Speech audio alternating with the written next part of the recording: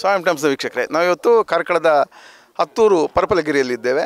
ಇಲ್ಲಿಯ ಒಂದು ರೀತಿ ಅಂದರೆ ಇಲ್ಲಿ ಧಾರ್ಮಿಕ ಕೇಂದ್ರಗಳು, ಒಂದು ಕಡೆ ದೈವಸ್ಥಾನ ಟ್ರಸ್ಟ್ ಜೊತೆಗೆ ಗೌರಿಶಂಕರ ದೇವಸ್ಥಾನ, ಇದೆರಡೂ ಕೂಡ ನಿರ್ಮಾಣ ಆಗಲಿಕ್ಕಿದೆ. ಈಗ ಈ ಕ್ಷೇತ್ರದಲ್ಲಿ ಒಂದಷ್ಟು ಪವಾಡಗಳು ನಡೀತದೆ ಹೇಳುವ ಬಗ್ಗೆ ಒಂದಷ್ಟು ಮಾಹಿತಿಗಳನ್ನು ನಮ್ಮ ನಲ್ಲೂರಿನ ಗಾಯತ್ರಿ ಪ್ರಭು ಅವರು ನೀಡ್ತಾರೆ.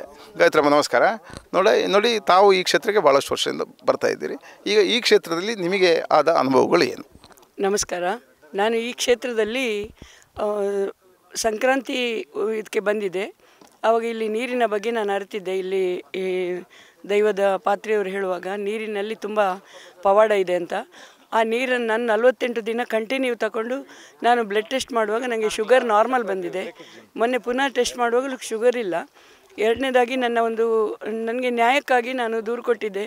ನನಗೆ ಅನ್ಯಾಯ ಆಗಿದೆ, ನನಗೆ ಕೋರ್ಟಲ್ಲಿ ನ್ಯಾಯ ಕೊಡಿ ಅಂತ ಕಣ್ಣೀರಿಟ್ಟು ಹೋಗಿದ್ದೆ. ಆದರೆ ಮಿರಾಕಲ್ಲಾಗಿ ತೀರ್ಪು ನನ್ನ ಪರವಾಗಿ ಬಂದಿತ್ತು. ಆ ತೀರ್ಪು ಹೇಗೆ ಬಂತು, ಅದು ಹಣ ನನಗೆ ಸಿಕ್ಕಿತ್ತು. ಅದರಲ್ಲಿ ಕನ್ಫ್ಯೂಷನ್ ಇತ್ತು. ನಾನು ಹಣ ಕೊಡುವಾಗ ಅದು ನೀನಲ್ಲ, ನಾನು ಕೊಟ್ಟದ್ದು ನಿನಗೆ, ನನಗೆ ನೀನು ಕೊಡ್ತಾ ಇರೋದು ಅನ್ನೋ ಒಂದು ದೃಷ್ಟಾಂತ ಈ ಕ್ಷೇತ್ರದಲ್ಲಿ ನೋಡಿದೆ. ನಾವು ಭಗವಂತನಿಗೆ ಕೊಡಲಿಕ್ಕಾಗೋದಿಲ್ಲ, ಆದರೆ ಭಗವಂತ ನಮ್ಗೆ ಕೊಟ್ಟು ತಗೊಳ್ತಾನೆ. ಆದರೆ ಅದಕ್ಕೆ 100 ಪಟ್ಟು ಕೊಡ್ತಾನೆ ಅನ್ನೋದು ಮೂಲ್ಕಿ ವೆಂಕಟರಮಣ ದೇವಸ್ಥಾನದಲ್ಲಿ ಹೇಳಿದರು. ನೀನು 1 ರೂಪಾಯಿ ಕೊಟ್ಟರೆ 99 ಕಲ್ಕೂಡ ಕೊಡ್ತಾರೆ ಅಂತ ಶಕ್ತಿಯುಳ್ಳ ಕಾರಣಿಕದ ದೈವ ಅಂತ ಹೇಳಿದರು. ಆದರೆ ನನಗೆ ಇಲ್ಲಿ ಈ ಪವಾಡ ನಾನು ಭಾಳಷ್ಟು ನಂಬ್ತೇನೆ. ನನ್ನ ಗ್ರಾಮದ ಒಂದು ಮಹಿಳೆ ಆತ್ಮಹತ್ಯೆಗೆ ಪ್ರಯತ್ನಿಸಿತ್ತು.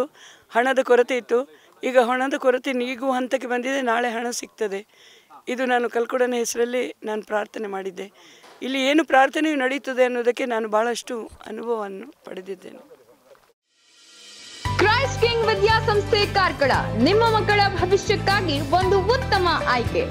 ದಾಖಲಾತಿ ಈಗಾಗಲೇ ಪ್ರಾರಂಭಗೊಂಡಿದೆ. ಈ ಕೂಡಲೇ ಸಂಪರ್ಕಿಸಿ.